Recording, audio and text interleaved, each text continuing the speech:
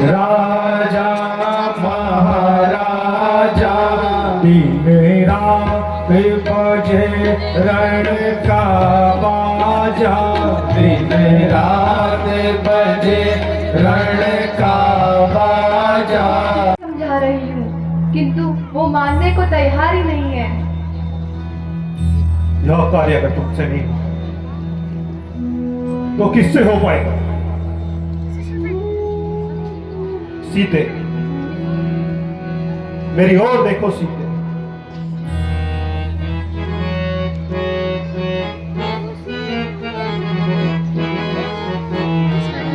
ए सीते, तुम मेरी भावनाओं को क्यों नहीं समझ रही हो? और जो तुम इस तरीके से मुझसे आंखें चुरा रही हो, यह मेरे रक्त को और उबाल रहा है। मेरी ओर देखो सीते। जिसका प्रकाश तब तक है जब तक वो जीवित है। तुम्हारा अहंकार ही तुम्हें विनाश की ओर ले जाएगा। यह तो समय बताएगा, पर तुम जिस तरीके से मेरा अपमान कर रही हो, वह भी लंका के भीतर मेरी कैद में, यह मेरे बर्दाश्त के बाहर है।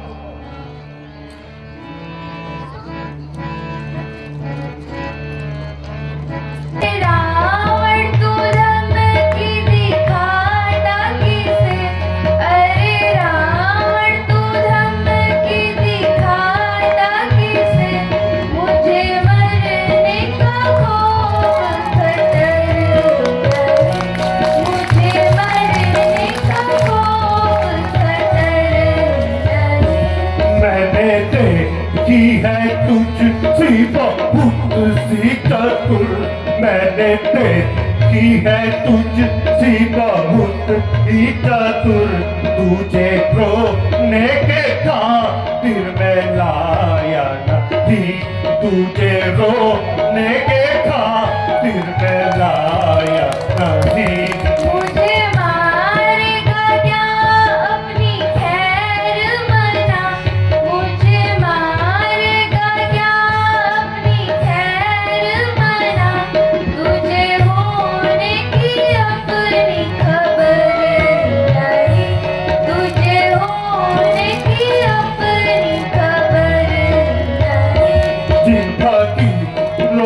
पीछे तू मरती फिरी, जिन फकीरों के पीछे तू मरती फिरी, क्यों ना पटे रानी बन कर तू ऐसी करे, क्यों ना पटे रानी बन कर तू ऐसी करे।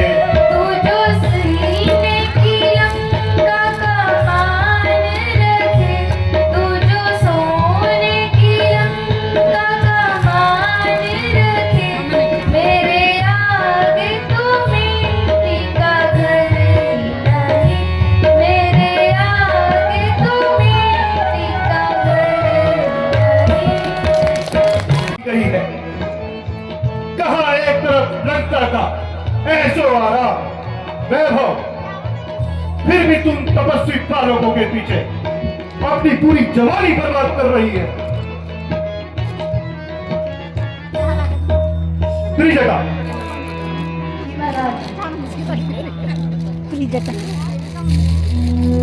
अभी तो मैं जा रहा हूं और तुम्हें 2 माह का समय देता हूं।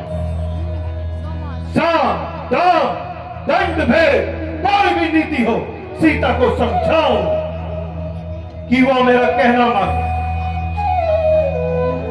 अगर यह कार्य तुम नहीं कर पाए तो इस खड़क से भली भांति परिचित होना। तो मेरे कहे अनुसार कार्य करो।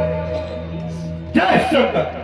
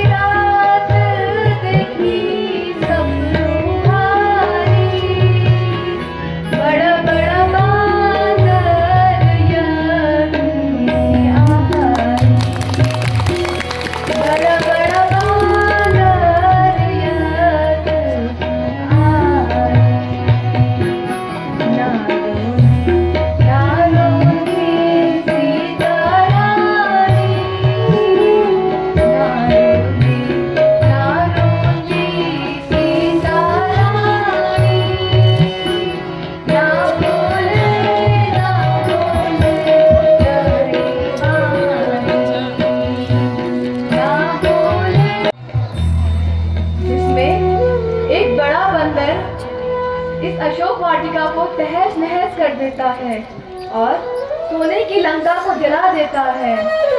मैंने यह भी देखा कि श्री राम रावण का वध करते हैं और लक्ष्मण मेघनाथ को मारता है। मुझे लगता है श्री राम कोई योजना बना रहे होंगे और तुम्हें यहाँ से जल्द ही लेकर जाएंगे। माता, तुम सच कह रहे हो, मुझे भी ऐसा ही लगता है। देशमुख, मुझे पता है तुम बहुत दूर से आए हो और तुम्हें भूख लगी है। सावधानी से फल खाना। जो आज्ञा हो माता।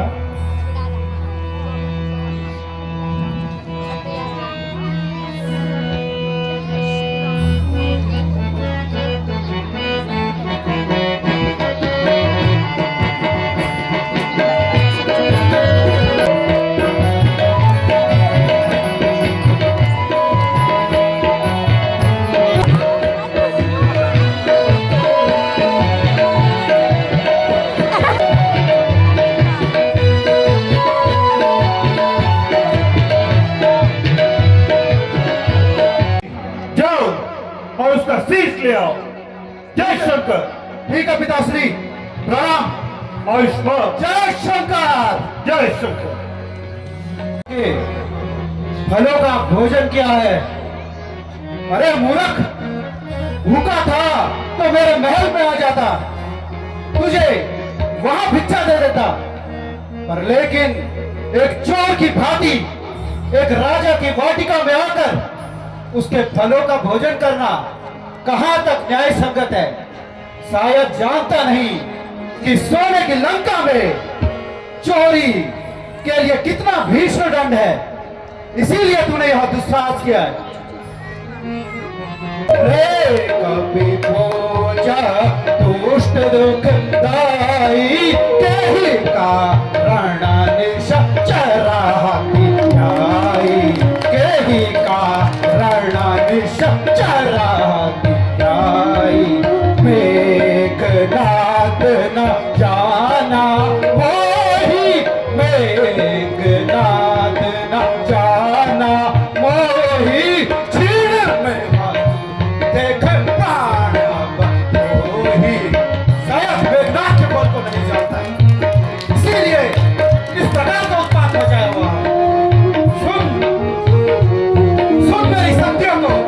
अरे जीता इंद्र शकल शूर हारे, जीता इंद्र शकल शूर हारे, तुमसे बंदर कहा बेचारे। नतमस्तक है और मेरे पिता दशानंद जहां न जाने ही कितने ग्रह कितने देवता नित्य दिन पानी भरते हैं, हम इस प्रकार के राजमहल में रहने वाले राजकुमार हैं और बरकत अवश्य ही तेरी मौत आज तुझे यहां लेके आई है। एक वीर पुरुष को अपने भारत अपना वर्णन करने की आवश्यकता नहीं होती। उससे बड़ा मूर्ख कोई नहीं होता जो अपने बारे में बड़ी बड़ी बातें करता है। सुना तो था कि तुमने इंद्र को जीता, परंतु तुमको देखकर ऐसा प्रतीत होता है कि घमंड में चकनाचूर हो। क्यों? बलवान को घमंड स्वीकार नहीं। अरे मूर्ख, अपना वर्णन तो वही करता है जिसने पूर्व में कुछ ऐसा अर्जित किया हो जिसे वो दो व्यक्तियों के आगे अपना वकाल कर सके। अच्छा, बकबक भी बहुत करता है। क्यों छठा करे वृथा अभिमान, क्यों छठा करे वृथा अभिमान, मोर पराक्रम तू नहीं जाना, मोर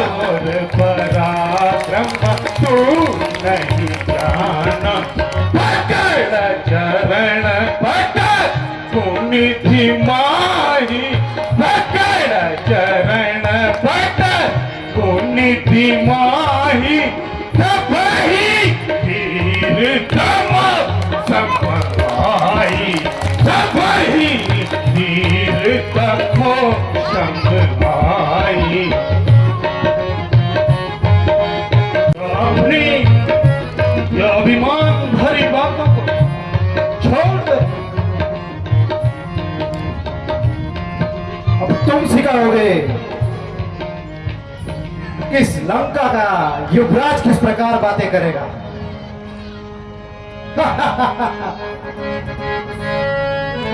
से कुछ भी हो न सके तो बाप को अपने बुला लेना, तो बाप को अपने बुला लेना।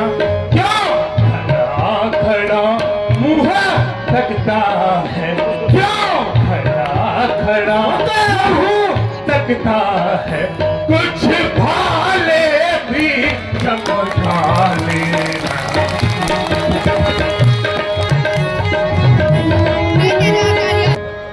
मैं बताता हूं तुझे, मुझे नहीं लगता कि तुम मुझसे युद्ध कर सकता है। राम मेरा संग्राम ही क्या, मैं तुझको खेल खिलाता हूँ, मैं तुझको खेल खिलाता हूँ। तू इंद्रजी कहलाता है, मैं रामदूत कहलाता। भगत, कहो। अपने पिता से मैं यह आज्ञा पाकर आया था कि मैं तेरा शीश उनके चरणों के सम्मुख रखूं, परंतु जिस प्रकार की बातें तू कर रहा है अवश्य ही तेरी मौत निकट नहीं आई है। मैं तुझे तड़पता देखना चाहता हूं अपनी सेना में बंदर, इसलिए पर खैर आज कभी तुझे, खैर आज कभी तुझे यमलोक नहीं पहुंचाऊंगा, यमलोक नहीं पहुंचाऊंगा। सम्मुख श्रीमान पिताजी के बंदी करके ले जाऊंगा। अपनी तमन्नाओं को अपने मन में रखना। युद्ध के लिए तैयार हो जा। तू भी मरने के लिए होशियार हो जा। अभी पता चल जाएगा तुझे। ठीक है।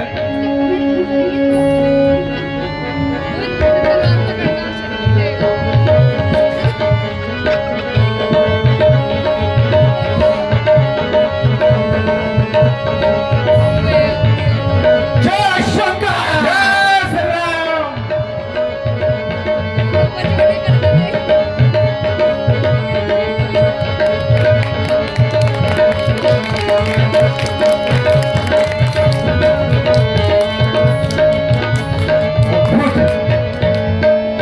एक सामान्य सा मरकट और इस प्रकार का बलवान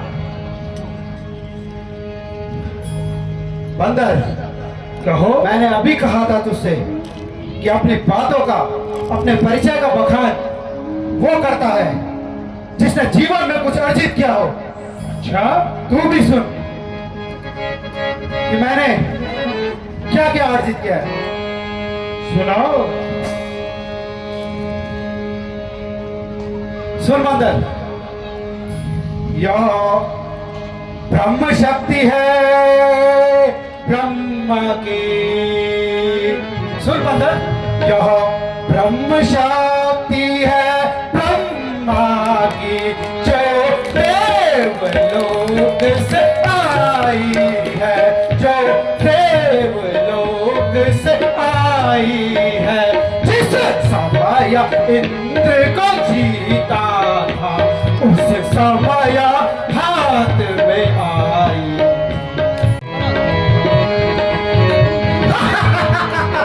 जय शंकर,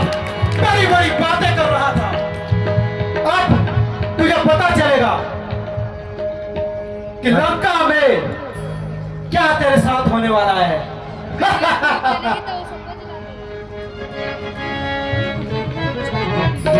अरे मूर्ख, तू ये मत समझ कि तूने हनुमान को बांध दिया है। अरे तुझ ये ब्रह्म फांस देखकर हनुमत स्वयं ही इस ब्रह्म फांस में बंध गया। अन्यथा यह ब्रह्म फांस है ब्रह्मा का, जो देवलोक से आई है, जो देवलोक से आई है। मैं इसको काट सकता हूँ, पर मैं इसको काट सकता हूँ, पर इसमें अपमान है। हमने तुम्हें आदेश दिया था कि इस छठ का अशोक वाटिका में ही सर काट कर हमारे सम्मुख लाना, और तुम इसे लंका के दरबार में ले आए। अवश्य पिताजी, मैं तो यही विचार कर रहा था कि इस बरकत को वहीं पर काट फेंक दूं, लेकिन इसके साथ युद्ध करने में मैंने यह आभास किया कि इसका बल अतुलित है, और इसे मैंने स्वयं ब्रह्मास्त्र के माध्यम से पकड़ा है। और यह एक सामान्य सा बंदर जिसके लिए मुझे ब्रह्मास्त्र प्रयोग करने लगा, तो मुझे लगता है कि इसका यह रूप चरम रूप है। इसे अवश्य देवताओं ने स्वयं, मुझे लगता है देवराज इंद्र ने, या तो यम ने, कुमार ने, और स्वयं विष्णु ने किसी न किसी योजना के माध्यम से हमारे सम्मुख प्रस्तुत किया है।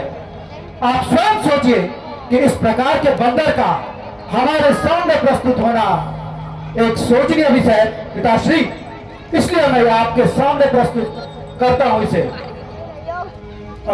पूछा जाए कि ये कौन है और किसकी आज्ञा के बाद यह हमारे दरबार में प्रस्तुत हुआ है। ब्रह्मास्त्र के प्रयोग से तुम इसे यहां लेकर, जी पिताश्री, तब तो यह रावण के दरबार में आने योग्य है। अब तुम आराम करो। दशानन के दरबार में और उसकी अशोक वाटिका में जाकर उसे तहस नहस करता है।